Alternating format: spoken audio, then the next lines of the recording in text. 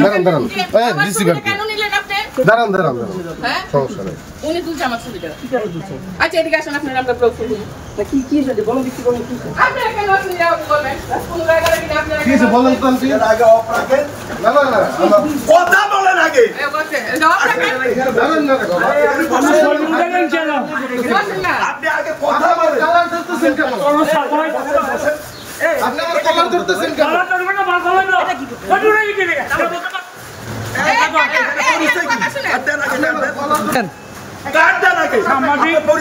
আমাদের সব পাইবেন সব পাইবেন সব পাইবেন এই সব পাইবেন রাখেন হাজাতি করেন নাই হাজাতি করতেছেন কেন হাজাতি করতেছেন কেন এই বাড়ি দখল করছে আপনি কেন আসছেন দাঁড়ান এই বাড়িটা দখল করছে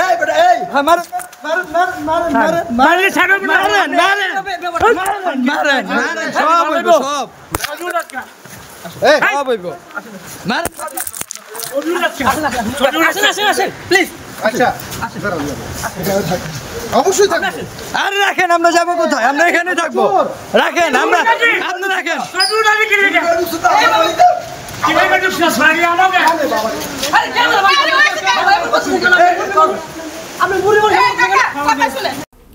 মূলত ঘটনাটা হইল আমরা জানতে পারছিলাম যে ফতুল এলাকার গিরিদার একটা এলাকা ওই এলাকায় একটা পরিবার অনেক দিন যাবৎ বন্দি অবস্থায় আছে তারা খাবার দাবার পাইতেছে না একটা কথিত বিএনপি নেতা তাদেরকে একেবারে মানে বাসায় আবদ্ধ অবস্থায় রাখা খাবার দাবার দিতেছে না এবং তাদের জমিটা দখল করার জন্য সে সকল চেষ্টা করতেছে এক পর্যায়ে আমরা যে কোনো মাধ্যমে জানতে পারি জানার পর আজ যখন আমরা আমার 2 সহকর্মী সহ আমরা যখন ওইখানে যাওয়ার পর ওই ভুক্তভোগীর বাসায় বাসায় বলতে তার যে কারখানা 3% একটা জমি ওইখানে যাওয়ার পর উনি খুব কান্নাকাটি করলো আমাদের সাথে বলল বিষয়টা আমরা জাস্ট হচ্ছে তার কথাগুলা নোট করার পরবর্তীতে এর মধ্যে আমাদের একজন সহকর্মী মামুন ভাই যখন ভিডিও করতেছিল ওই যে স্পটটা ভিডিও করতেছিল তখন ওই যে হামলাকারী যিনি আমাদের উপর হামলা করছে তার নাম হচ্ছে পুলিশ শাহাদাত হিসেবে তাকে এলাকায় মানুষ চেনে উনি এলাকায় ত্রাসের রাজত্ব কাম করে উনি নাকি বিএনপি নেতা আমি পরে জানতে পারছি তো ওনার ফ্যামিলি হুট করে আসলো আচমকা সবাই আসলো প্রায় 10-15 জন একটা অবস্থা আইসা মানে আমাদেরকে খুব এক কথায় মামুন ভাই যখন গেটটা থেকে বের হইলো তাকে নিয়ে মারধর শুরু করলো এর মধ্যে যখন আমি মামুন ভাইকে প্রোটোকল করতে গেলাম যে ভাই আপনারা কেন মারতেছেন আগে তো আমার কথা শুনবেন আমরা কেন আসছি কী কারণে আসছি আমরা তো আমাদের কাছ থেকে তো আপনারা জানবেন বিষয়টা এর মধ্যে আমার উপর হামলা আমার উপরে একের পর এক থাপ্পড় দেওয়া হচ্ছে আমাকে মারধর করা হচ্ছে যখন আমাদের আরেকজন সহকর্মী জনাব আরজু ভাই তিনি যখন এই মারামারির ভিডিও করতেছিল তখনই ওই আরজু ভাইয়ের উপর হামলা করা হলো মানে মূলত এই যে জনাব শাহাদাত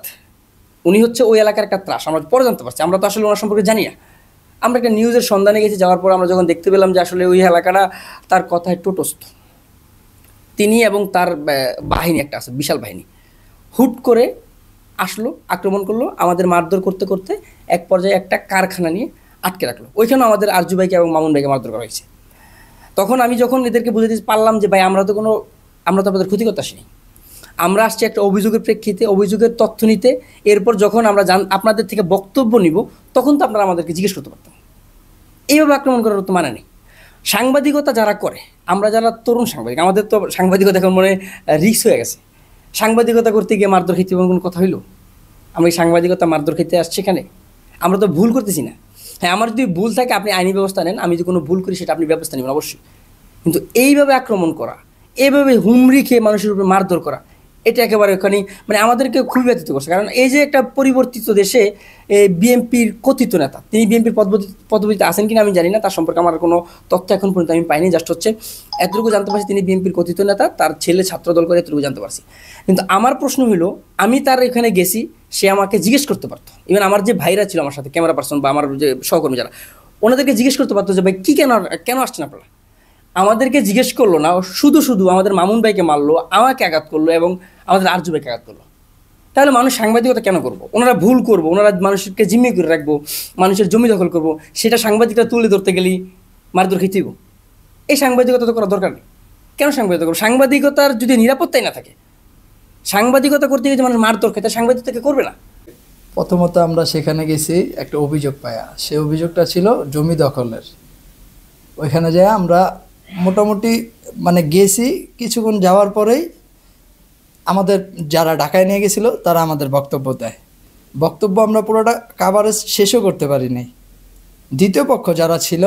তারা আইসা মানে অতর্কিতভাবে মানে হামলা চালায় দেয়। প্রথমে আইসা ওনার স্ত্রী করে, ওই পুলিশ নাকি উনি সাবেক পুলিশ ছিলেন, শাহাদাত ওনার নাম, উনি মানে অকথ্য ভাষায় গালাগালি করে, ওনার ওয়াইফও অকথ্য ভাষায় গালাগালি করে। এক পর্যায়ে আমরা যখন গেট থেকে বের হই, ওনারাই আমাদেরকে বের হওয়ার জন্য মানে গেট ভেঙে ফেলতেছে, এমন একটা অবস্থা। আমরা বলতেছি যে আমরা আসতেছি। তো আমরা যখন গেট থেকে বেরোই, এই আমাদের আর কি ধরলো। ধরার পরে শাহাদাত এবং শাহাদাতের সাথে ছিল শহীদ নামে একজন লোক, আরেকটা আরও দুইজন না একজন ইয়াং ছেলে ছিল। ওই ছেলেটা আমাদের যে রিপোর্টার ছিল আকাশ, ওর মাথার ভিতরে আমাদের যে লাইভের যে নিউজ নারায়ণগঞ্জের যে স্টিকটা ছিল সেটা দেওয়া খুব সজোরে বাড়ি দেয়, মাথা ফাইটে যায়। প্রথমে আমি তো বাসার ভিতরে ছিলাম, আমার কলার ধরেই ওরা আর কি টান দিয়া বাসার থেকে বের করে, কলার ধরে যে তুই এই জায়গার মধ্যে কি করস, এনে কি কাম তকো, কই থেকে আইসস। আমরা যে সাংবাদিক বলমু, সাংবাদিক বলার পর্যন্ত কোনো সুযোগ দেয় না।